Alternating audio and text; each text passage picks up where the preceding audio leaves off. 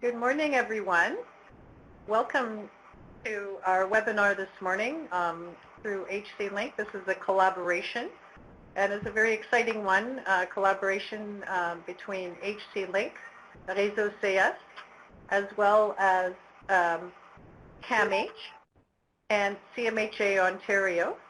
And my name is Suzanne Schwenger, and I work at Health Nexus. I'm a strategic partnerships lead, and I will be your host this morning.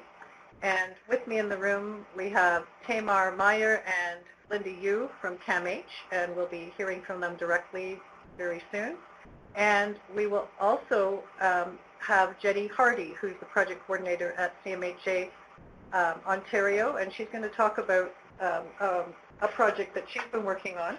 We're going to get into the details of that shortly, but before we get started, we thought it would be fun just to find out who is actually on the webinar and how many people are participating today with you at your location. So I'm just going to click to our poll, and I'm going to ask you how many people are participating in this webinar with you at this location. So feel free to start voting.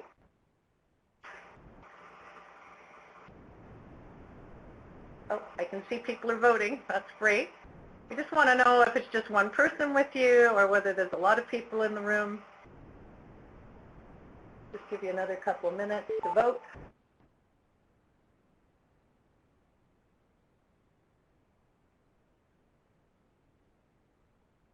You had a chance to vote.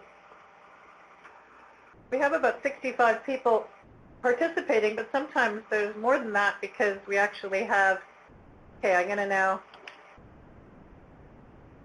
back to the poll. It looks like most people are either with one other person or 65% just on your own today. But it is kind of interesting. Very often there are more than what you would expect. So that's good to know. And the second question we have today is to ask what part of Ontario your organization serves. So here's another poll. And I'm just going to reopen this poll for you. And I'd like to know what region of Ontario your organization serves. And for many, it may be the whole province, or it may be one specific region. So we're just going to wait for a second and see what people vote.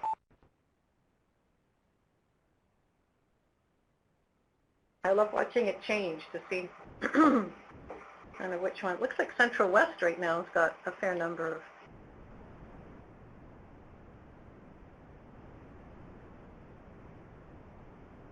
So this looks really interesting. It's kind of really evenly split. I would say slightly weighed in favor of the Central West region on this poll. But we actually have representation from right across the province, which is sometimes unusual. Sometimes we're missing an area. And we also have people who are not working in Ontario, which is something else that's really interesting, and we can check in with you later. And feel free to introduce yourselves, people from outside of Ontario, on the chat box anytime, just so we kind of know that you're there. Sometimes the people who have registered for a webinar are not always the ones who come, so it's just great to know kind of who's actually here today. So thank you so much. So I'm going to start the content now of our, going back to our slides.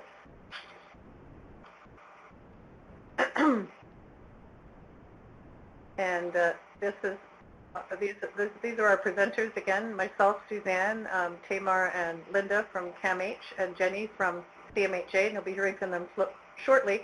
We also have a hashtag open for this this webinar today and for this topic, seniors mental health.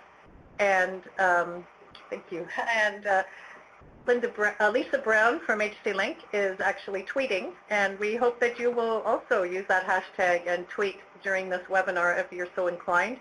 It's great to have that conversation going on Twitter at the same time. So please feel free to connect on Twitter and also using the chat box. So we have 4 learning objectives for today, and The first one is that we really want to increase your awareness of the 2013 mental health and substance use estimates for older adults as a contextual piece. Secondly, to increase your awareness about the purpose and content of the best practice guidelines for mental health promotion programs for older adults age 55 and over, and especially for those working with older adults. And we're going to have a chance to learn about those in detail and then hear about a specific example of a program that is applying some of those best practice guidelines. We're going to increase your awareness about the specific 11 best practice guidelines, and then Jenny's going to talk about a chance to learn about mental health promotion initiative for older adults called Living Life to the Full, which is actually applying these best practices. So those are our 4 learning objectives. And what we're going to do is we're just, at this point, just kind of introducing ourselves. We're going to have a chance to hear from CAMH about the survey data on substance use and talk about the best practice guidelines, as we mentioned.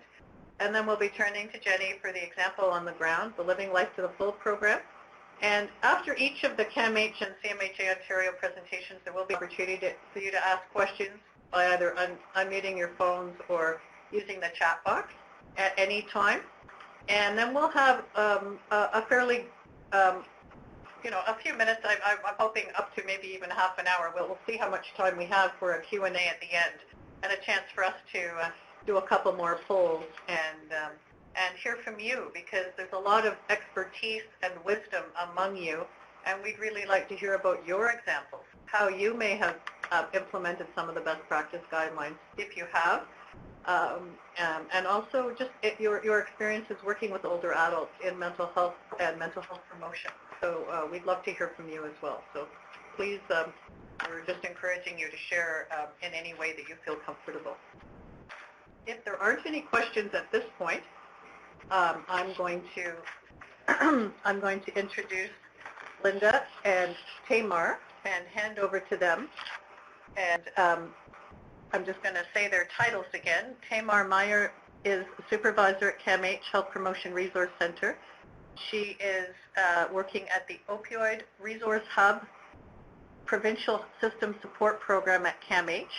And Linda Yu is a coordinator and knowledge broker at the CAMH Health Promotion Resource Center as well, and is provincial system support at the Provincial System Support Program at CAMH. So both Linda and Tamar are going to now take over the presentation, and I'm going to just move into their slides. Great, thanks Suzanne. So hi everyone, my name is Tamar Meyer, and we're really excited to be part of and collaborating today with both CMHA and Jenny and HC Link.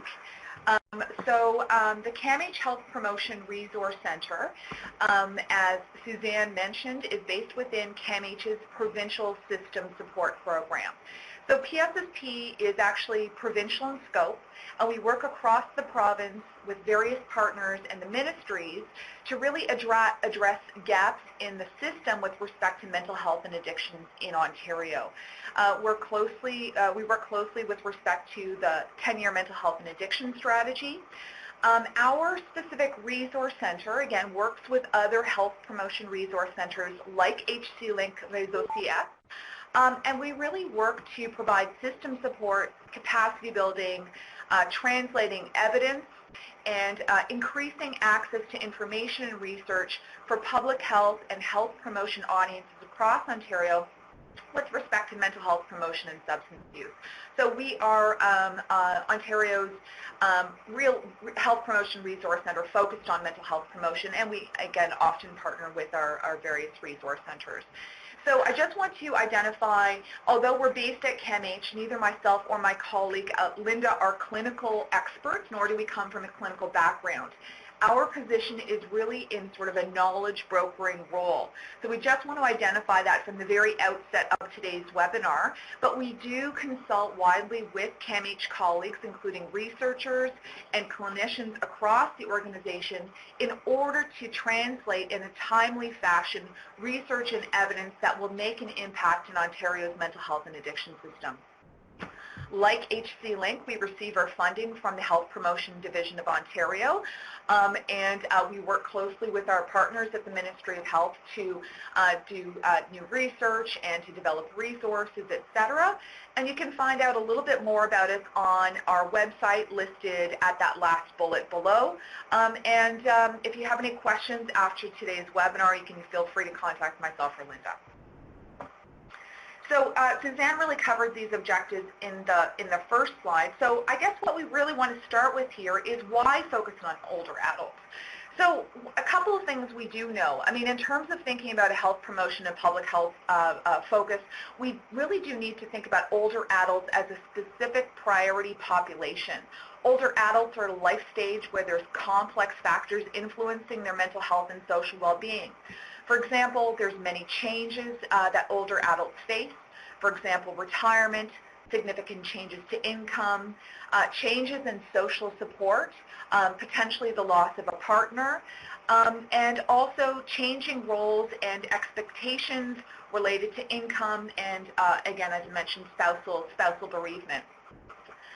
We also need to take into consideration physical changes that can happen and the increased vulnerability to chronic health conditions which really are associated with aging. We also know that a really key indicator in mental health is social connectedness. Due to limitations in physical mobility, again, potentially the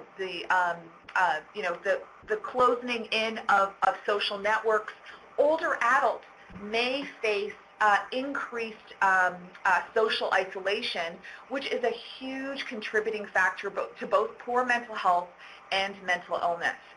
And as a consequence, we really do need to think about creating programming, both clinical programming, which we're not discussing today, but health promotion and population health interventions that look at the specificity of older adults in terms of promoting their mental health and well-being.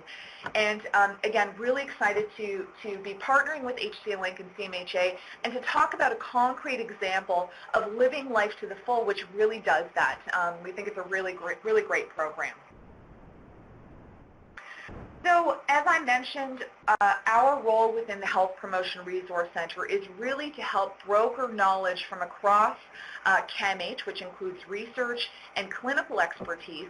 So as some of you may know, CAMH has one of the longest annual ongoing addiction and mental health surveys of adults in Ontario, and this is called the CAMH Monitor. And we work very closely with our colleagues in the Social and Epidemiological Research Unit to really help translate this information to the system so our partners can make evidence-informed decisions related to programming, planning, and policy. So the CAMH Monitor looks at adults 18 plus. It looks at Ontarians across the province and really looks at various regions, including North, West, East, and Toronto, and it describes trends and prevalence rates related to smoking, alcohol and drug use, mental health and mental illness, physical health, impaired driving, and other risk behaviors. So I just want to underscore this is a very comprehensive research document. We really encourage you to take a look at the full monitor. We are going to be highlighting the 2013 results, which is the most recent report. If you have, again, any questions about this, you can let us know during the webinar or afterwards. One of the things we also want to highlight about the monitor, which is a really quite exceptional tool, is how it's really able to delineate Ontarians not only based on age and region, but also by income level, education, gender, and I think there's a couple of indicators. So this is a really, again, a very useful tool to really make evidence-informed decisions related to specific subpopulations. So here's some information about the methodology of the monitor. This really is over my head. We've got some great points here. It's a telephone survey. I don't really know what the two-stage probability survey means, but again, if you have specific questions about the methodology, we can find that out for you and connect with our researchers.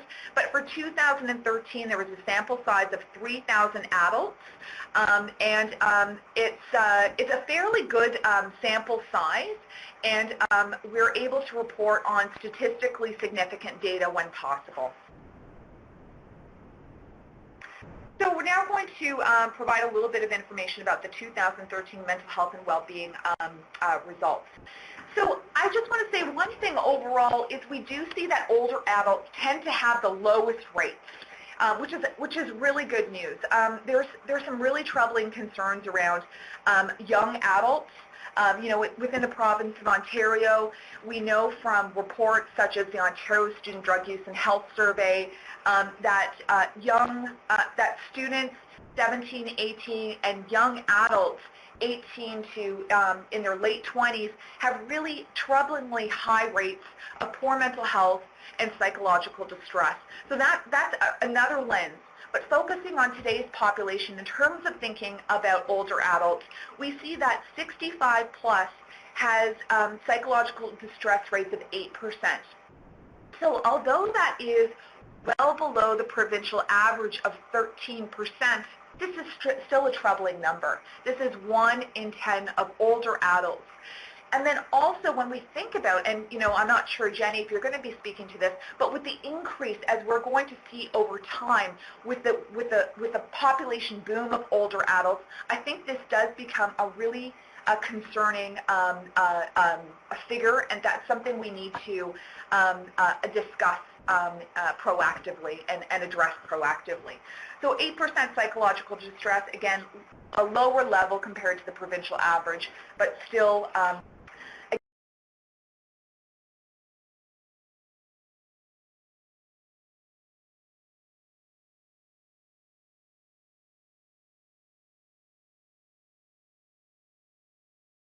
again, with respect to self-rated frequent mental distress days, it's compared to the provincial average of 7%, it's 4%. So it is lower, but again, 4% is, again, subpopulation when we're looking at age across the monitor with 2%. This is lower compared to the provincial average. But I think, again, we need to address this. Just because we're looking at a lower number compared to the provincial average, I think we really need to look at in what ways we can promote the mental health of older adults and ensure that older adults have positive mental health, are socially connected, and have a good sense of well-being. I think one of the things we need to often think about and always need to think about when we're thinking about the mental health of older adults is to really address substance use. Mental health and substance use we need to think about concurrently. We need to think about together. As we know, individuals with poor mental health and mental health problems often have higher rates of substance misuse and addiction. So we'll present on a couple of prevalence estimates related to older adults and substance use. So with respect to daily drinking, this is one area that we see that there's a bit of an anomaly compared to all the other things. Older adults actually have the highest rates of daily drinking compared to the provincial average in all the population. So amongst those 65 years plus, the prevalence of daily drinking is 13%. That declines a little bit between 50 and 64-year-olds. And as you can see on the right-hand side of the screen, there was a significant nonlinear upward trend for those aged 65 plus between 2003 to 2011, from 13% to 23%. Now, daily drinking, I don't think is an indicator in terms of substance misuse, but it's, again, something I think we need to take into consideration. When we look at exceeding the low-risk alcohol drinking guidelines, so we have this really great set of national guidelines that has information around the long-term health risks related to drinking and encourages men and women to consider the amount and the number of times they drink. You can see there on the right-hand side, if you're not familiar with it, you can also get more information from the Canadian Centre on Substance Abuse, which has a lot of great information around the low-risk alcohol drinking guidelines. 8% of those 65 plus reported exceeding the LRADGs. So this is well below the provincial average. The provincial average is about 1 in 4. So I mean, at a provincial level, that is quite high. But I think, again, 8% is something we need to think about, and also think about what kind of interventions or health promotion programs we might want to think about in terms of recognizing this, because we know that exceeding the low-risk alcohol drinking guidelines is also about chronic issues as well as potentially poor mental health. Thank you. Tamar, I just wanted to, there's a question that's just come up that's right on topic, so I just wondered if we could address it. Is there any information on why alcohol consumption goes up in this age group? Do we know why? Mary, thanks for that question. I don't have that answer, but what we can do is we can check back with the CAMH Monitor folks. We can also go back to the Monitor and see if there's any hypotheses related to this. But, you know, it is a significant upward trend, and it's concerning. Between 2000, if I just go back to the slide, it was between 2003 to 2011. That is a significant increase. But what we can do, Mary, is try to find that information and then share it back. Jenny, did you want to add something? Yeah, I have one example from a 76, I believe, year-old woman who said that she thinks that drinking goes up in older age because of the isolation and the loneliness, and at that point sometimes you're sitting in your house and it's 5 p.m. and you think, might as well have a drink. Right? So I think that is just one example, and it is a hypothesis, but I think the loneliness and the boredom really at that point could lead to that. Mm-hmm. Yeah, I think that's really it's a really good point with respect to daily drinking. And what we'll do, Mary, is look specifically at this trend over time to see if we can associate it with anything. Not really sure, but we'll find out. We'll try to find out and get that back. Thank you for that question.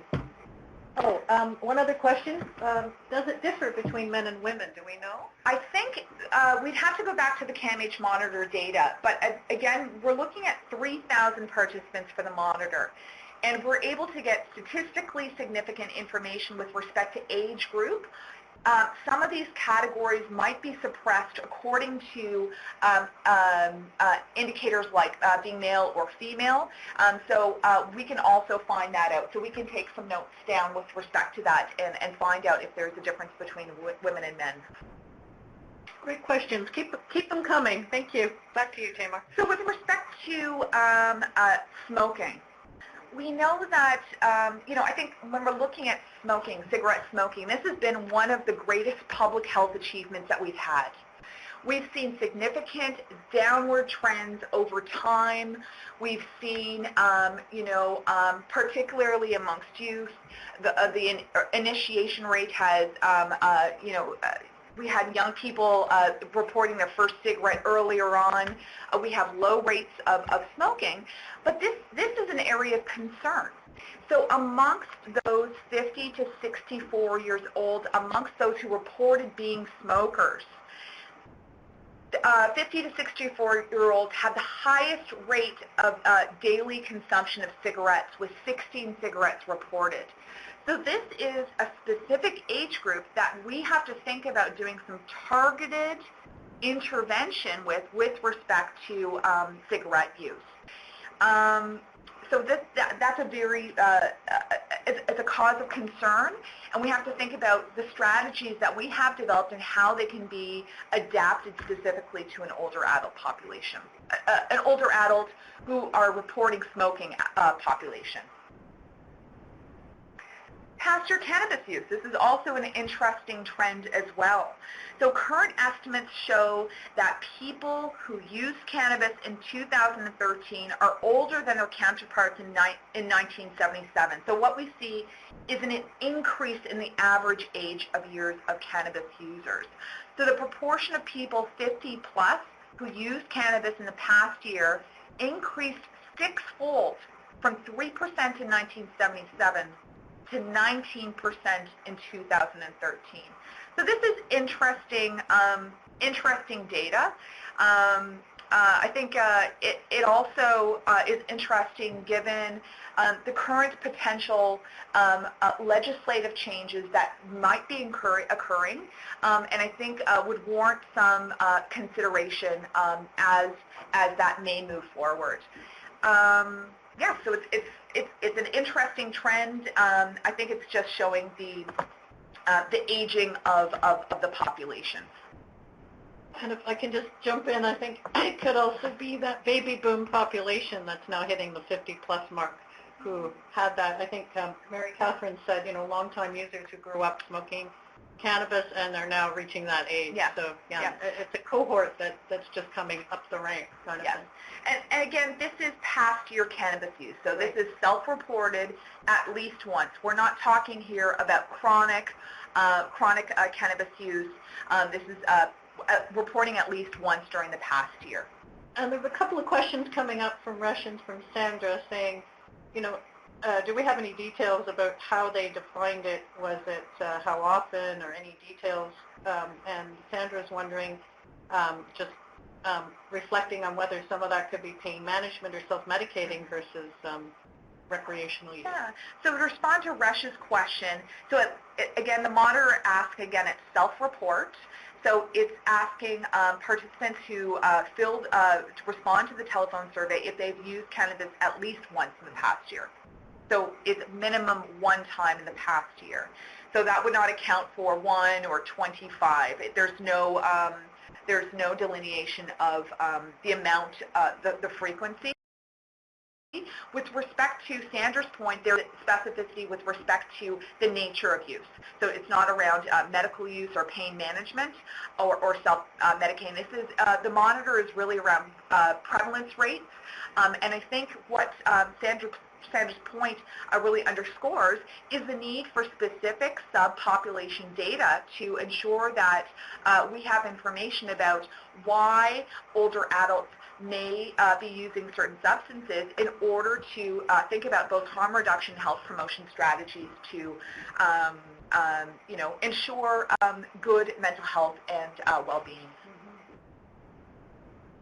And thanks, Joelle. Hello, Joelle, and at Porcupine Public Health, this is also a possibility for alcohol use. I think that's a really good point as well. So in sum, again, I just want to highlight there's a lot of information with the CAMH monitor. This is only just scratching the surface. We encourage you to take a look at the monitor. While my colleagues are speaking, I could try to take a look at the monitor, see if there's a delineation between male and females with respect to daily drinking, but we'll happy to follow up and get that information. So a couple of key points: older adults reported fewer psychological distress and fewer mental distress days. I think that frequently fewer. However, again, that said, it's still a concern. We still need to address this. Alcohol is the most commonly cited substance amongst older adults. We need to think about cigarette use, particularly amongst older adults who report smoking. The number of cigarettes reported being consumed is the highest amongst any age demographic, and this is something really to worth considering. And this might, Jenny, go back to your point in terms of isolation. And then cannabis use is increasing amongst older adults with that sixfold increase between 1977 and 2013. So I guess, there's been some really good, robust questions. Between us, Ivani's typing a question. Happy to take any questions. Again, if we don't have the answers now, we can go back to our lovely CAMH monitor folks and get that information afterwards. I'm just going to make a comment that the data is really fascinating and kind of raises a lot of other questions as we think about a shifting that increasing shift to the baby boomers aging and what that really means in terms of mental health and addiction. And it's also really interesting to reflect on the relationship between some of those increased substance use statistics and those low levels of self-reported, low levels of mental health distress, because in some ways you kind of feel that maybe they're related, but one of them's higher and the other one's lower, so that's kind of interesting to think about as well. Suzanne, before we pass it over to Linda, I see Bonnie made a point about the need to recognize increasing use of prescription medication and over-the-counter drugs, as well as the interaction with tobacco, alcohol, and cannabis. Most definitely agree, and this is something where I think from a health promotion perspective, we really need to ensure that older adult populations are having clear and open communications with their healthcare providers to ensure that there's no issues with drugs. With respect to the CAMH monitor and the rates of prescription opioid misuse, they were very low. It was, I think, about 1% of older adults reporting prescription opioid misuse, but I think this is an issue that is really worth taking into account and consideration. We also had a couple of questions about how does it compare to the national level data, and is there comparable national level data available? And then a couple of other questions as well related to the data. Maybe start with the national piece. Yeah, so we have information from surveys like the Canadian Community Health Survey. We didn't do a comparison between national rates and provincial rates. I think that's something we can consider doing and looking about the specificity of Ontario and what ways we really need to think about the health and well-being, mental health and well-being of older adults in the province of Ontario. So we can take a quick peek at that CCHS data to see whether there's any significant variation from the national older adult average with some of these pieces. There's a really good point from ROWPH about the thoughts on the LRDGs as they're not intended for adults 65 plus. I think this is a super good point. I think, again, the LRDGs are really just intended as a tool, the harm reduction tool. I think, as older adults, as adults age, and there's other chronic conditions that come up, and again, as some of the participants commented, taking other drugs, other prescriptions, I think it's really worth making sure that older adult populations are, again, in close communication with their healthcare providers. I think what we can do for those on the line, we can send the links to the LRDGs. I believe ROWPH, is there any reference to the older adult populations within the LRDGs? I thought there was reference. So what we can do is find that and actually copy the text from that in the chat pod. Marianne is asking about whether the CAMH monitor represents abuse or discrimination towards older adults. Abuse and discrimination, as we know, is a key component in terms of thinking about mental health and mental illness for older adult populations. And because of their increased vulnerability, social isolation, this is something that we really need to take into consideration. And I look forward to hearing from Jenny in what way elder abuse and discrimination factors within your program. The CAMH monitor does not report on that. I don't know of any Ontario prevalence reports that do capture this data, but I think it might be something. If anyone on the line knows of data, it would be great to share it in the chat pod. Do you know of anything, Jenny?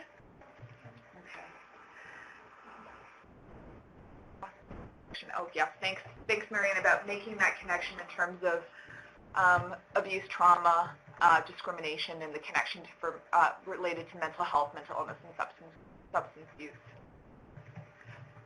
Thank you for those great points. And again, please, if anyone knows of any data that's doing some monitoring around discrimination, violence specifically for older adults, please share it.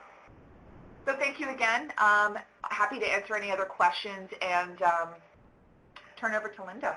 Just before you do, I just want to encourage people to keep putting their questions in the chat box, and if we don't have time right at that very moment, there will be several other opportunities during the webinar to go back to the chat box. So back to Linda. Okay, great. Thanks, Tamara and Suzanne. So right now I'm just going to cover the best practice guidelines for mental health promotion programs, older adults 55 plus. I'm not sure if any of you had a chance to look at that yet. And before I start, just a brief background. So the Mental Health Promotion Best Practice Guidelines is actually a series, and it was produced by the Center for Addiction and Mental Health in partnership with the Dalla Lana School of Public Health and Toronto Public Health. And these guidelines were based on a 2003 report commissioned by the partners, and it was really based on sources of reference with a high level of evidence from the UK, Australia, New Zealand, the US, and Canada. And the guidelines really focus on specific populations, including children and youth, aged 7 to 19, refugees, and older adults 55 years and older. And the older adults guidelines specifically were published in 2010. So there are 11 best practice guidelines for older adults, which I'll be going through in a moment. But these are really developed to support health and social service providers to implement mental health promotion programs for older adults with the aim to increase resilience and protective factors while also mitigating risk factors and inequities that really have a profound impact on mental health. The guidelines encourage practitioners to take a comprehensive and integrated approach by, well, first identifying which populations are in the program catchment area, looking at things like who's enrolled in the program and what specific needs they have, including life transition needs. Also, identifying who's not accessing the program and which barriers they may face to participation. One way to prevent access issues may be for practitioners to proactively reach out to and really involve the target population in all aspects of program planning, development, and evaluation to ensure that the program is really appropriate and relevant for the intended participants. Practitioners can also identify which factors and determinants can be modified and developed, and to really develop a plan to decrease those risk factors and increase protective factors, including influencing the social determinants of health relevant to their target population. It's also important to consider the setting or environment that affect older adults and to develop a plan to intervene in these various settings. The plan, for example, could include making improvements to the physical and social environments of the various settings so that we can ensure a safe, accessible, and inclusive space.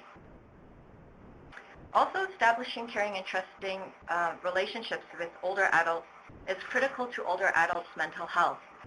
And this may require service provider training in areas such as aging and age-related transitions, stigma and discrimination related to aging and associated mental health and substance use issues. And older adults can also be trained to promote and provide peer support and or become peer educators if it's appropriate. Programs can also focus on building resilience and empowering older adults to take control of their lives, which is critical to good mental health. This may include skills training for older adults around things such as stress management, cognitive development, dealing with feelings of loss, conflict and anger, and so forth.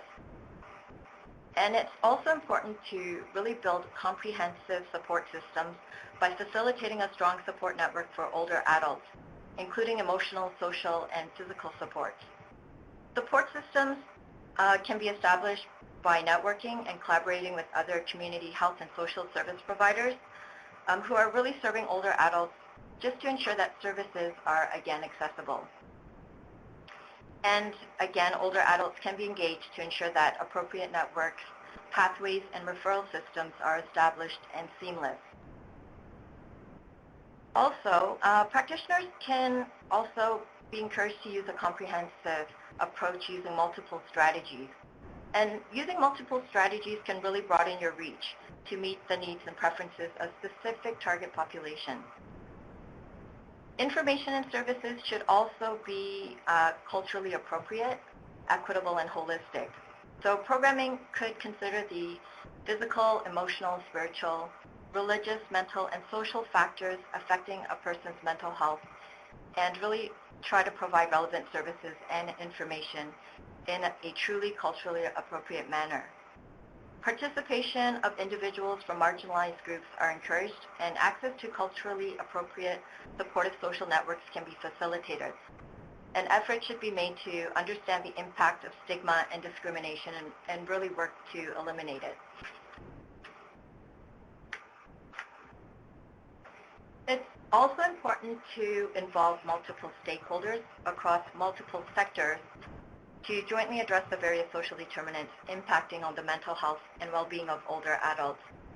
This will ensure a more coordinated approach for mental health promotion among multiple stakeholders while ensuring that the needs of the whole person are addressed. Practitioners can really be instrumental as change agents in addressing policy development and organizational transformation, and can really play a key role in advocating with and or on behalf of the older adults. So for instance, practitioners can facilitate older adults to advocate for themselves and others, or bring multiple stakeholders to address common risk factors in a more coordinated fashion. And last but not least, the final guideline points to the need to take a long-term approach to program planning, development, and evaluation. This may include clearly defining who the mental health promotion programs, interventions, and policies are intended for. It could include involving members of the target population in program planning, implementation, and evaluation, and also ensuring that evaluation processes are in place with clear outcomes, process indicators, and data collection mechanisms. And this also implies distinguishing mental health outcomes and indicators from mental illness outcomes and indicators. So I just wanted to highlight that the guidelines also includes a number of resources to help guide the planning and implementation of these mental health promotion programs. For instance, there are a number of great program examples in different settings which use a variety of approaches, and these examples list on the side which guidelines are being implemented in their programs. Another useful resource is the worksheet, and this can be used to plan new programs or to review existing programs. And the worksheet outlines the 11 guidelines with detailed descriptions and components so that you can really identify what has been accomplished in relation to the guidelines, what your initiative may be missing, the goals and associated actions to improve it, and the timelines for doing so. And as you work through the guidelines, you may find that some of the guidelines will emerge with a higher priority or are becoming highlighted as more relevant to your objectives and goals. So this can help you focus on the emerging guidelines first, especially if you need to prioritize given your limited resources. And there is a sample worksheet that's filled out by a program called Fit, Fun, and Fully Alive, just as a reference for you. And lastly, although the guide wasn't specifically designed to guide evaluation, it does include a section on outcome and process indicators with examples that show how a well-chosen indicator can measure what an initiative has achieved. And the guide also includes a glossary of terms, a list of reference, and a bibliography for your use. And if you haven't accessed these guidelines already, they're available online on our CAMH HPRC website, and the website link is listed there. And you can also request a hard copy by sending your name, work address, and sector information to hprcresources@camh.ca. And just to let you know that we do have a limited number of copies, so if you're interested, please act fast. Okay, so this is our contact information if you need to get in touch with us or have further questions offline.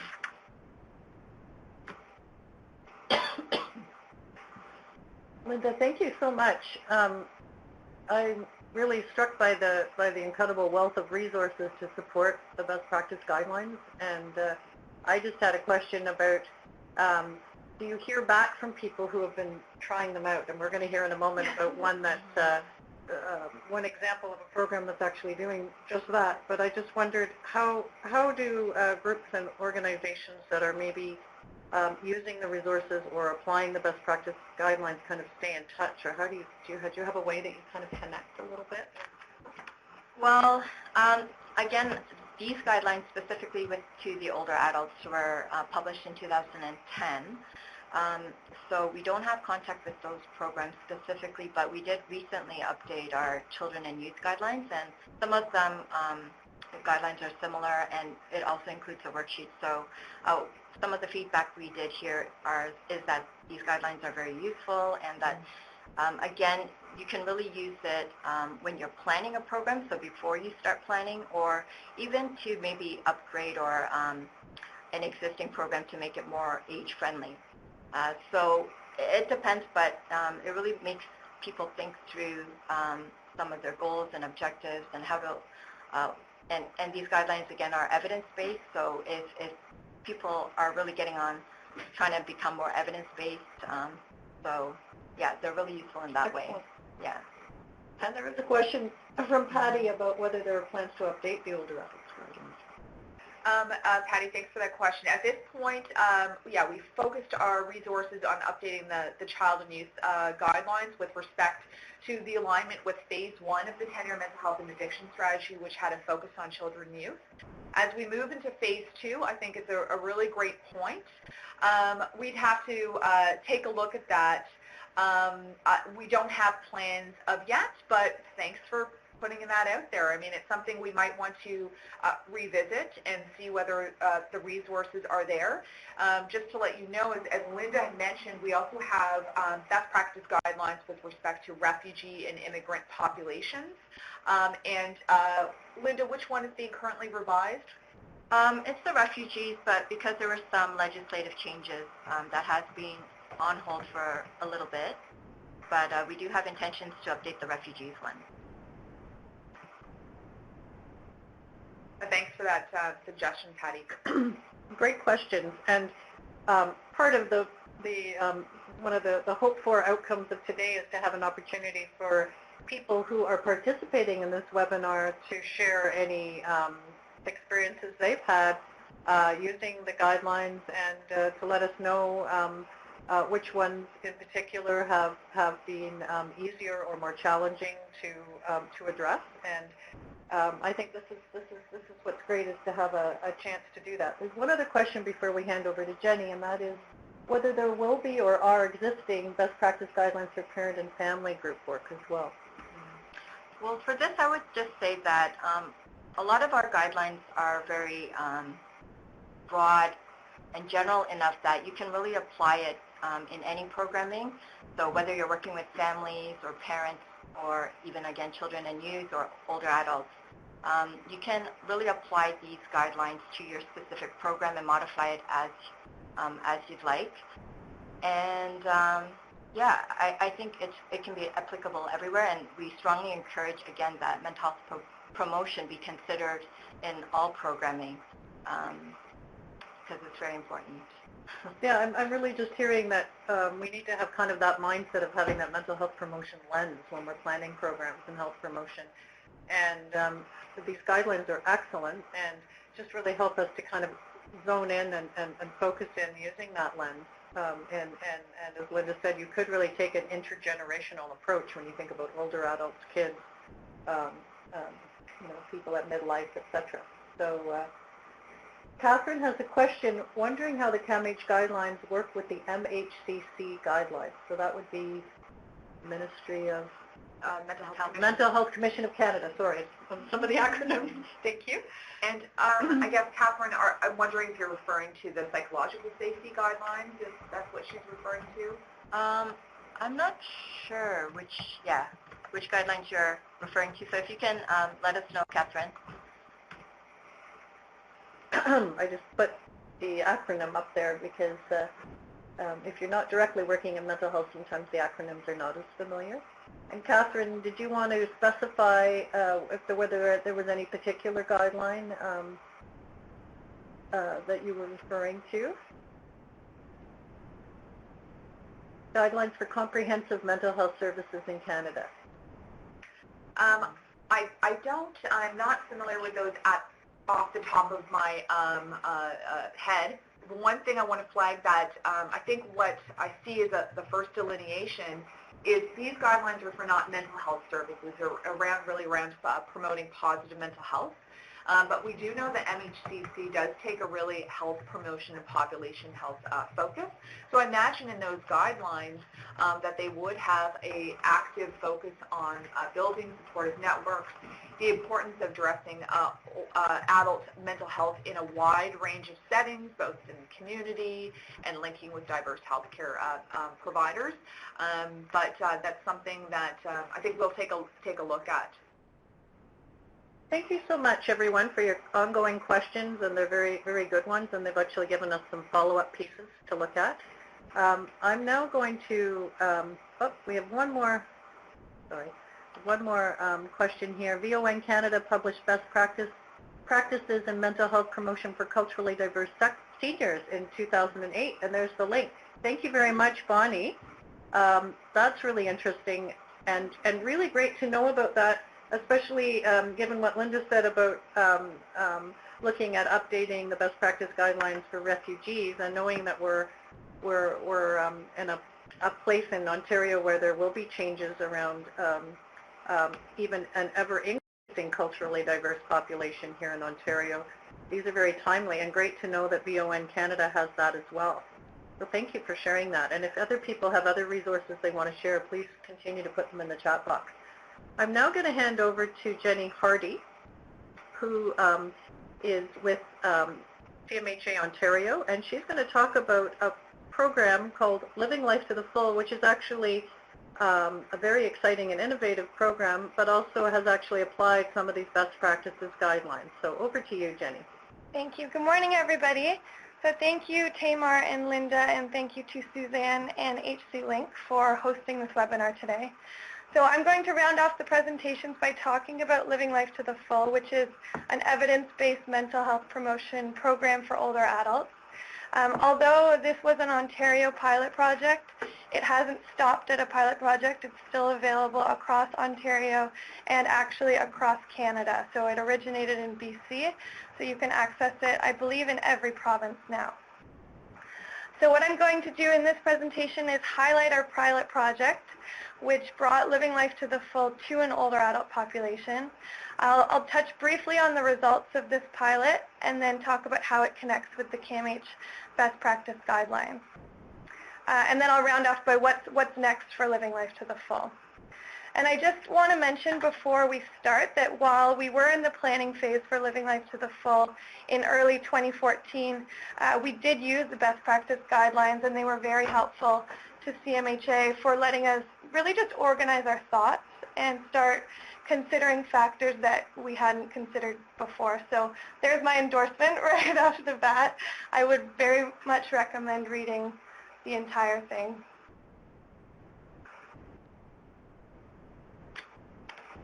So this touches on what Tamar was mentioning earlier about why mental health promotion for older adults, but there's many common challenges that exist across this lifespan. So many issues that are impacting their overall mental well-being. So stress from loss, it could be friends, family, to health issues, retirement, social isolation, and many of these things do not exist in isolation. They're piled on top of one another. So you're experiencing loss, but you're also having new health challenges, feeling like it's harder to get out.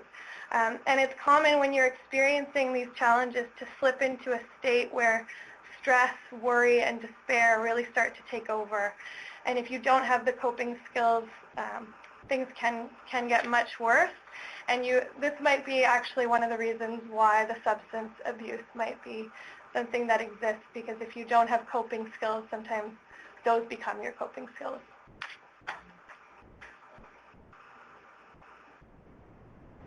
So what we really wanted to do in this program is increase the capacity for seniors to actually cope with those challenges we mentioned. So we piloted the Living Life to the Full course, which is a course that had been piloted with the general adult population previously, but had never been specifically brought to an older adult age group and looked at in isolation there. So you can kind of see, these are the different 8 weeks, but you can look at the different booklets on your screen there and see what some of the topics might be. So why do I feel so bad focuses on understanding how our thoughts, feelings, and behaviors are all linked together. We look at behavior, getting back to doing the things that you enjoy doing, different thoughts, self-esteem. And then the things you do that mess you up is the course that I was mentioning that actually looks at bad habits, so looks at, or unhelpful habits, things like smoking or drinking, and you look at these things that you do and you think, is there something that I can do differently here, or something that I can replace these with? And then we round off by talking about temper and things, small changes you can make in your life that can make your mental well-being better. So here's a summary of the course. The course was created in the UK by Dr. Chris Williams. Living Life to the Full is an 8-week program which is offered in groups of 10 to 15 people. The course is also known as 12 Hours That Can Change Your Life. So it takes the principles of cognitive behavior therapy and delivers them in a way that is fun and interactive for the group.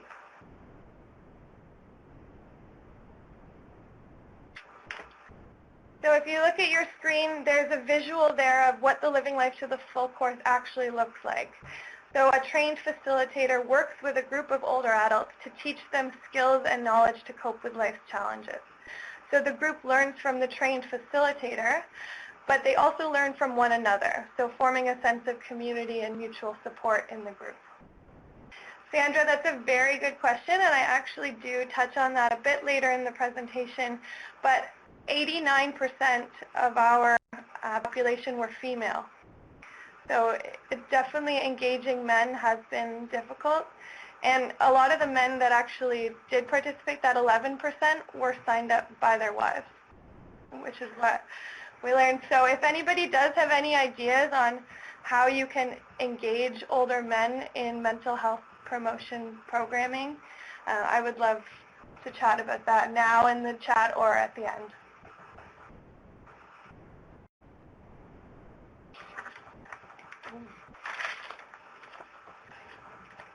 So here are 2 participants during a breakout activity. And so the course comes with a set of booklets and worksheets which are presented in class. They work on it together in groups, but then they take those booklets and worksheets home and they can reread them and apply them in a self-study manner. So going back to the KMH best practice guidelines, if you're talking about different settings, we want to engage them there in the community, but we're also recommending that they do it at home as well.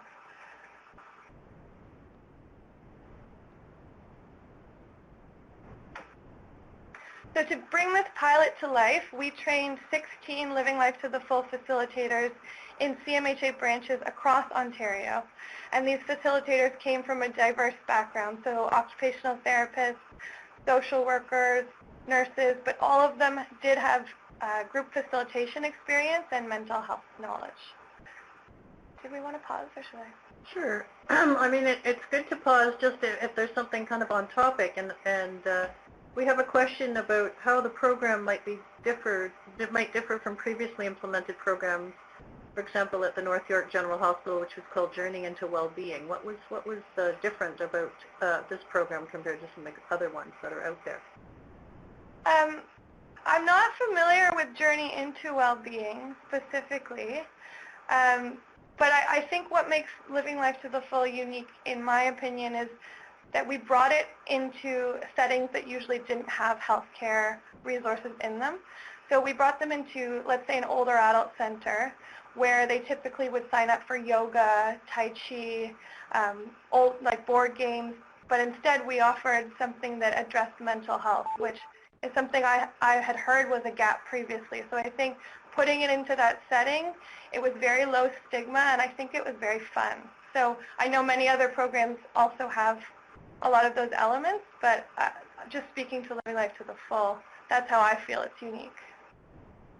And we have another really good example of engaging older men from Khurshid Aladini, who talks about a program that was developed by Kate Long at Stanford to engage older men with some men-only cooking classes for one, and that was particularly successful with men who were widowed. Yeah. And I think, again, going back to the best practice guidelines, the first best practice guideline is to address a specific population and to choose one there. And I think that's an amazing recommendation, because if you bring together like people, they really start to see that they're not alone. So, it might actually be intimidating for a man to join a group of 11 females. So going with that best practice guideline, we could run a men's only group, which would target that and potentially fill that gap. And just before you continue, Jenny, Bonnie has another resource through UBC. There's a research chair at UBC, Dr. Olaf, research chair of men's health, and there's a men's sheds as a way of engaging men. So that sounds really interesting, and there's a link provided in the chat box. That's something that sounds very intriguing. I'll have to look into that. Thank you. Thank you, Bonnie.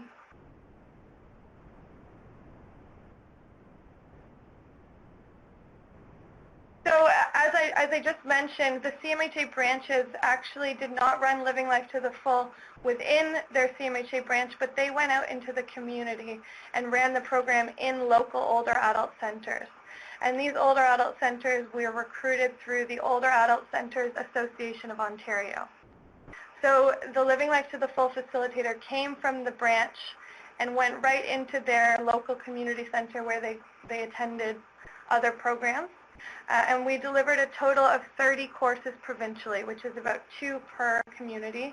And you can see on the map here, these are the different sites that were involved in our pilot. So any site that you see on here is likely still offering the Living Life to the Full program.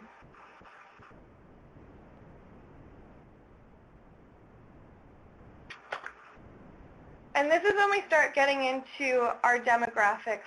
So I'll mention that when we ran this course, older adults self-referred into the course. We didn't prescribe them, we didn't refer them into it, but we said, are you looking for some skills to cope with life's challenges? Come and learn that in 8 easy 90-minute sessions. And that was it. It was very simple. There were posters put up in the community center, and they signed up on their own. So the numbers that you see here are people that came forward looking for coping skills and self-identified as that being something that they needed. So you'll see 89% of them were female, the majority between 65 and 84, retired, and we did have 54% were university educated and higher, which is actually much higher, I think, than the general population. And about 50-50 were single, and the other were married as well. Now, when you're also looking at these numbers and asking why, it also could be representative of the population that actually attend older adult centers. So when the OACAO did their member profile, they found similar things, that the majority were female as well. So this is a learning from our pilot project, that if we are going to engage new populations, more at risk, and potentially more men, we may need to do specific outreach outside of the community center. But this was a great exercise to see what naturally happens when you do this.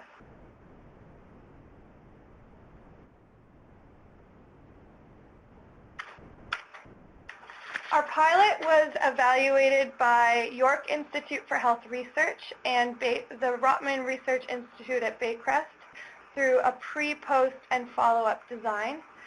So measures of mood, anxiety, quality of life, and overall well-being were collected before, after, and then 3 months later. So Holly, I see your question there, and if you follow up with me following the presentation, I can help you and see who's delivering the course in that region if you're interested. And there's one other question about, did the courses fill up fast? Was the demand very high? Great question again. Yes, the demand was quite high. We had waiting lists form at many of the sites.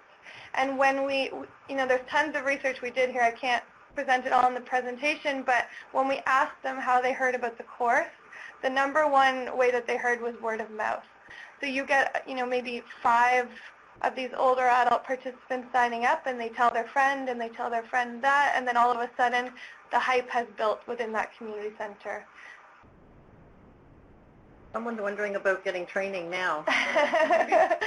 Talk about that. Yeah, so We are looking to expand where we train facilitators, and that's in our new pilot project, we're looking to train facilitators not only in CMHA branches, but in partner organizations such as community health centers.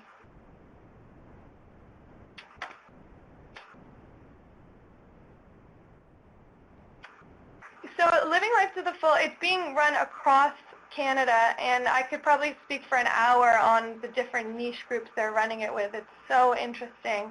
They're running it with victims of trauma. They're running it in local churches. They're running it in religious facilities, older adult centers, schools. Like it's so dynamic and can really be put into many different settings. So those looking to be trained or to have a course within their site, there'll be links at the end to our website, and you can follow up there, and it talks about what you would need to become a trainer. But I appreciate everybody's enthusiasm on the line. So clinically, the participants showed great improvements in the symptoms of depression. So they started before the course in the range of mild depression, and then after went to a range of minimal depression. So the skill-based, empowering nature of Living Life to the Full is something we call the gift that just keeps giving. So not only do you maintain the scores that you've improved on, but you can actually increase even further once you've had a chance to go home and practice the skills. And again, we found similar results for the symptoms of anxiety. So their anxiety levels decreased, and again, this was maintained 3 months later.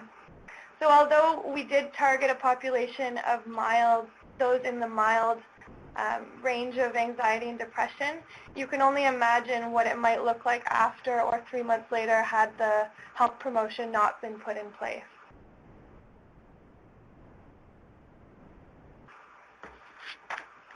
Similar results were found in overall well-being, so an improvement in overall well-being, which you can see improved even more 3 months after the course. So as a facilitator of this program myself, these results make sense to me because the course encourages behavioral changes like more exercise, getting engaged in the activities you love, which, 8 weeks is not a very long time to put those into place. So a lot of the times when the course ends, that's when they're really starting to make those changes.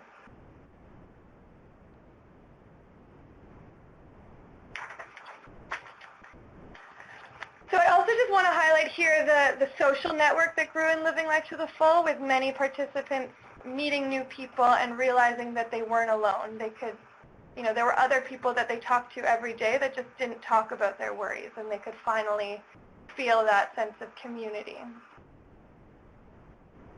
And again, 3 months later, some of the words they used to describe their feelings of the future was that they were optimistic and that they were hopeful. So I just want to highlight here how the 6 best practice guidelines that I feel really resonated within our project and were integral to its success. The first one I had already mentioned a little bit previously, but targeting a specific population. So we targeted older adults with mild to moderate depression and anxiety. Although we didn't advertise in that way, that was our target population. So bringing those people together, they were all kind of on the same page, and a lot of them were experiencing the same stressors. So, a lot of them had just retired, for example, and they could talk about how that created stress and worry and loneliness. The second is a focus on empowerment and resilience. So you can see the results of our pilot were maintained 3 months later. And I think that's because of this focus on putting the problem-solving skills, self-esteem building skills, social skills into the person, so they can take that away. Social support was very important in our program, and that was implemented through the group-based environment. So meeting new people, building stronger bonds with old friends, and also learning about community resources.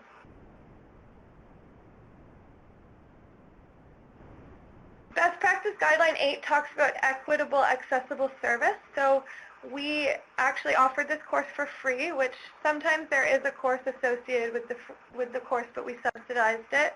And we also put the course into their local community center. So many of them walked maybe across the street, or in some cases even downstairs to their lobby to participate in the course.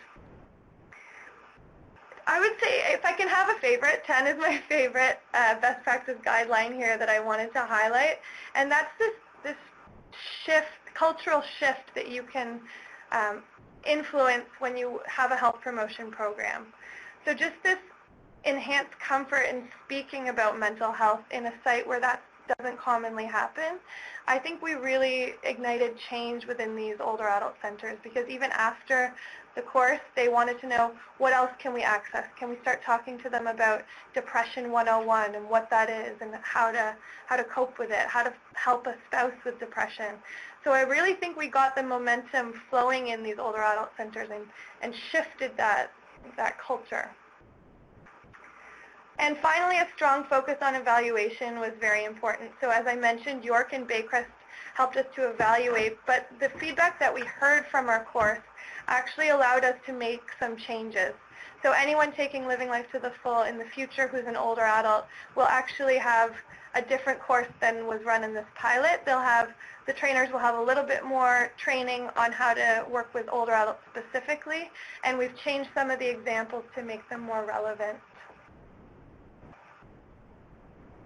We have some questions. I don't know if this would be a good time to maybe just... Yeah, I have one more slide, but I thought I might just... Yeah, go ahead, and then we'll come back to it, because we have had some questions about reaching people who are more isolated in rural environments. Okay, and I see a question there, and it's very timely, because our new project is actually going to translate Living Life to the Full into 2 other languages.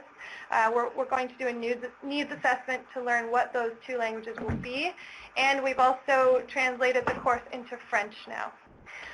So we have received funding with 6 other organizations from New Horizons for Seniors, and it's part of a collaborative Toronto impact plan, and you can see the other organizations listed there.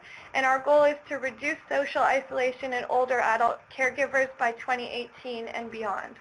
So we're training new facilitators at community health centers and community hubs, and then we're running the course in a new setting. So we are running the course in Toronto community housing buildings, community health centers, older adult centers, and maybe looking at some niche groups in the future.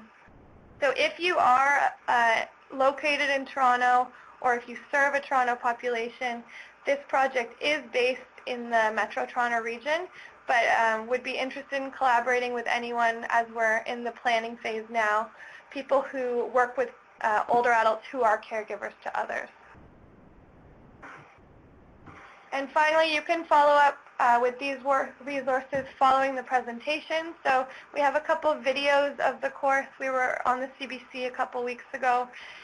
We have our abstract or poster available. And then the bottom link is a list of the branches in Ontario that offer Living Life to the Full. So you can follow up there or with me after the presentation. And here is a participant finishing Living Life to the Full and very, very happy in her community. So thank you, everybody, and I'll pass it back over to Suzanne for questions. Thank you so much, Jenny. And you can see that there's a lot of excitement going on the chat box about getting trained.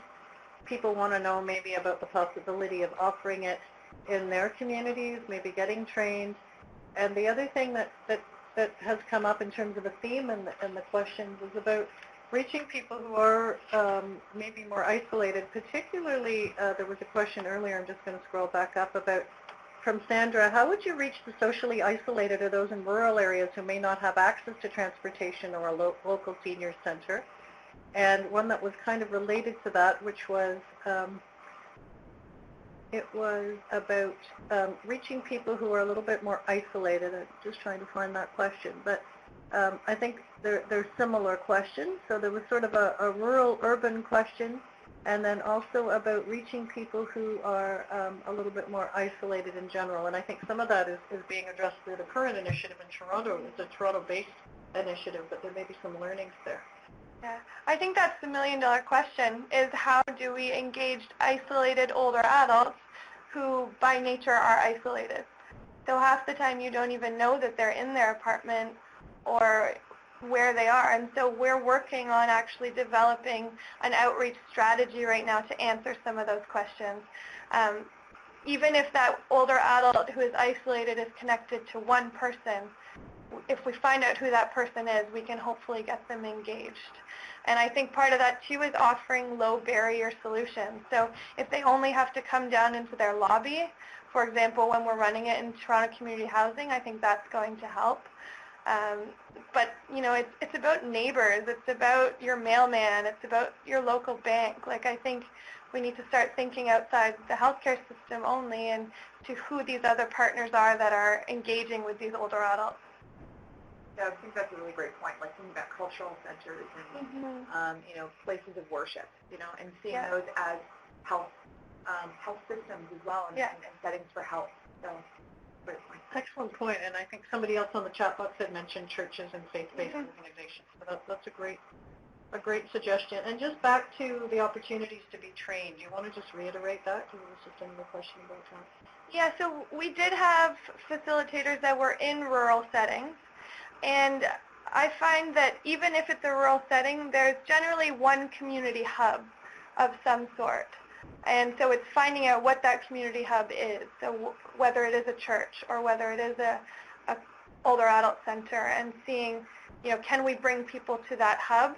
It's about, I think, bringing services where people are at, and I think that's a consultation on a city-by-city basis, town-by-town, whatever it is, to find out what works there and how can we fit within your culture to make this work.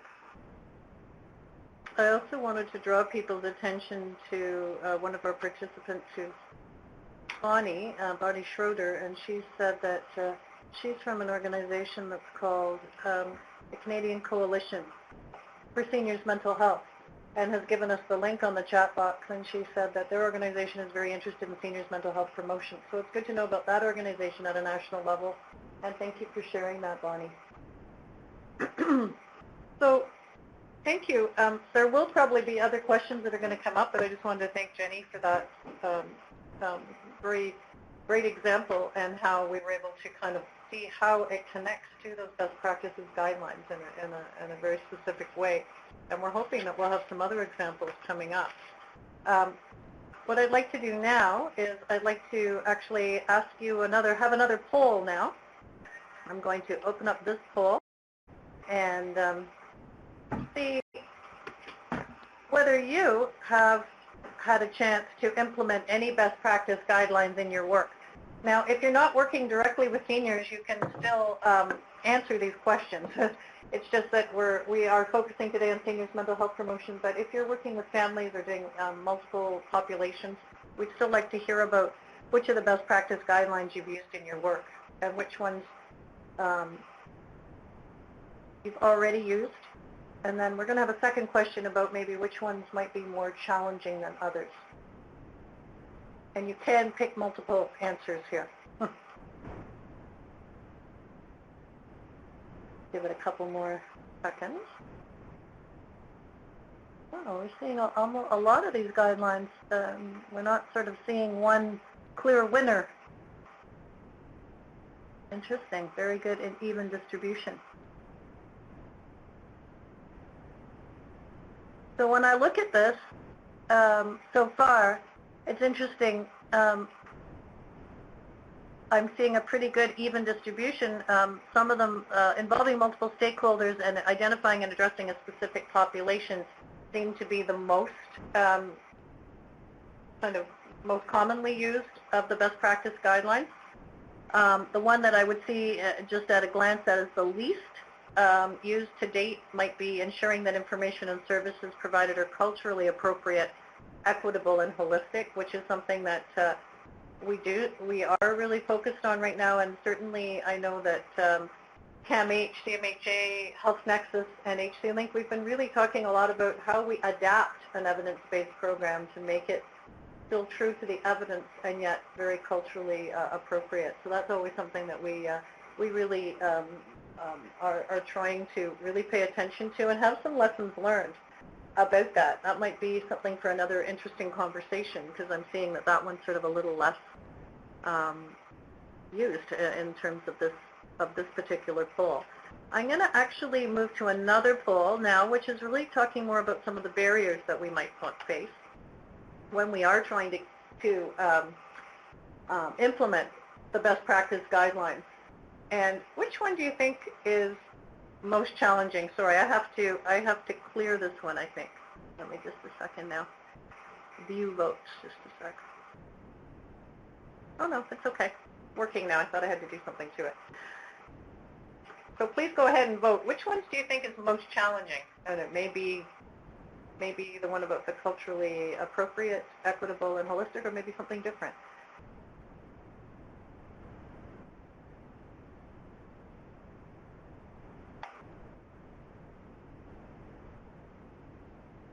I'm seeing right now, Suzanne, that last one, that long-term commitment to program planning, development, evaluation. I think that's it looks like that's kind of in the lead right now, and I don't think that's so surprising. I think the nature of our work in health, and Jenny, I'm not sure if you can speak to this as well, is that we do get our funding based on cycles, and often thinking about evaluation and long-term planning is kind of like an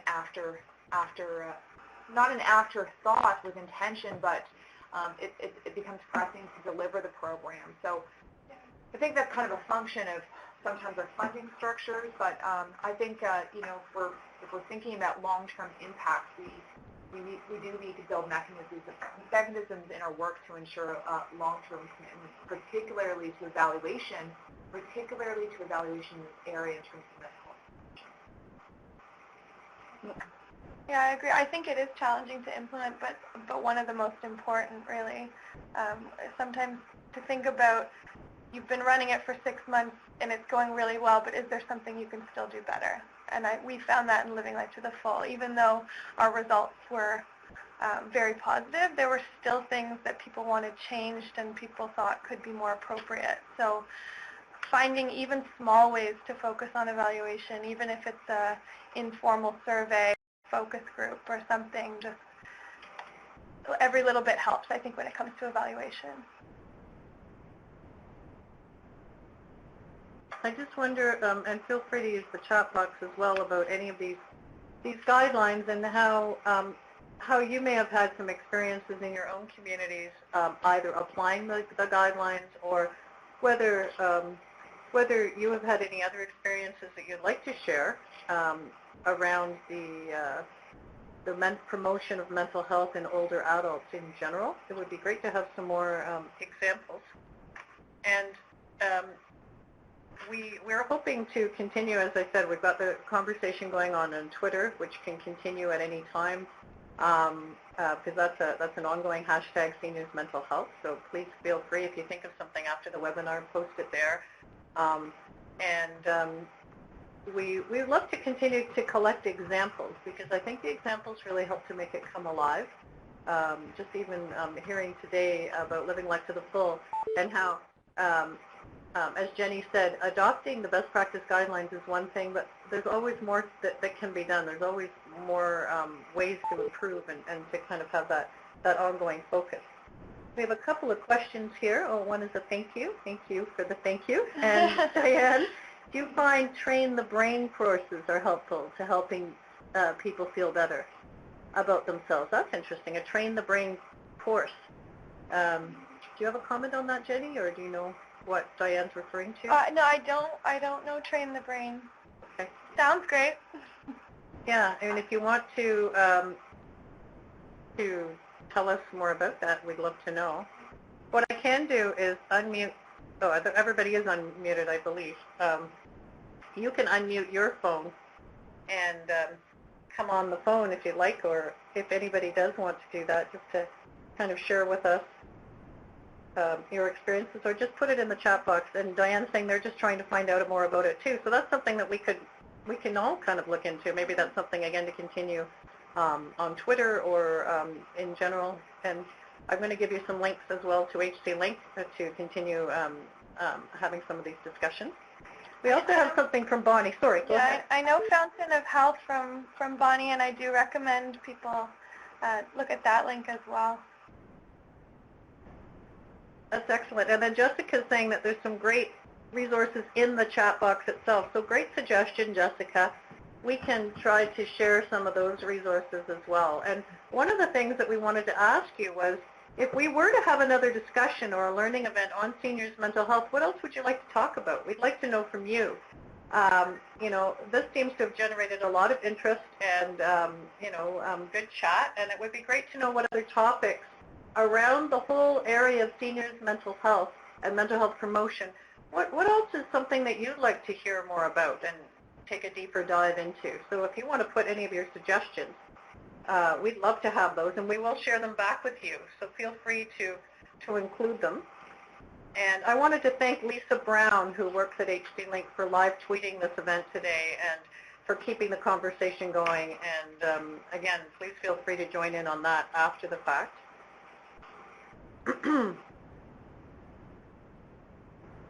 And just while people are typing in some of their suggestions, I'm just going to tell you a little bit more about HC Link, which is the sponsor of the webinar, this collaboration between our organizations. HC Link is another one of the Health Promotion Resource Centers, and we have services to support you in your work in health promotion, especially when you're working with groups and organizations and coalitions and networks trying to make a difference for health promotion in your community on behalf of healthier communities across Ontario. We work in English and en français. We're completely bilingual.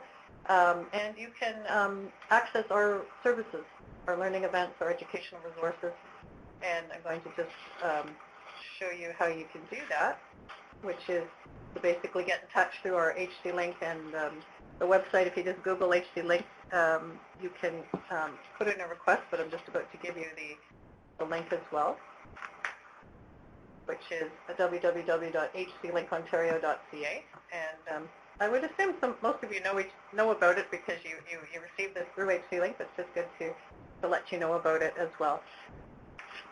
I'm just going back now in the chat box and lots of suggestions. Let's see if I can capture some of them here. Let me see if I go up to the top for a second of these suggestions, if I can grab it for a second. Okay, so here are some suggestions that people are putting forward. Making the connection between mental health, substance use, and trauma. Okay, we talked about that. Late life transitions. Jenny said the difference between isolation and loneliness is interesting, and that would be really interesting to look at. Sue from Ottawa Public Health, reaching out to community health and resource centers as well as the community support services. They tend to deliver neighborhood-based program down here.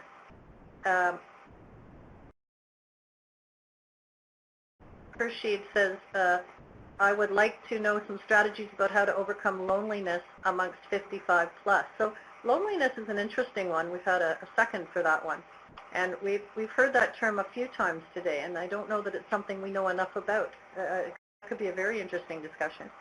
Mary Catherine suggesting municipal recreation programming that meets multiple objectives, physical, mental, social, emotional, combined to serve older adults. Great suggestion. Keep going down. Emma, maybe a conversation focused on strategies to engage seniors, specifically isolated seniors and men. And that's something we've heard today, especially about reaching out to older men. And we had some examples that came across the chat box again. So we're going to share some of those resources, but I think that's a great idea. Amy, mental health promotion with a population of individuals with cognitive impairment. Thank you for that. Anita, practical guidance and resources related to supporting older adults to remain safely in their homes as long as possible, which is always $1 million question and something that's very, very timely. Just continuing down here for a second, or maybe I am at the bottom. And there may be others that continue to come up. I'm just aware of the time, so we may not be able to actually do a shout out to every single suggestion, but don't worry, we will be making sure that that you will have a chance to hear back from us in the summary of the resources that have been mentioned and the suggestions. This webinar has been recorded as well, and there will be a recording available, and all the slides will be available to you, and that will come your way likely tomorrow. What will come your way right away is the evaluation. You should get that in your inbox almost directly after this webinar. It's kind of an automatic evaluation, and we really hope that you'll put some of those suggestions for future webinars and future sharing into your evaluations, because it's a great way for us to keep track of all those suggestions in another way.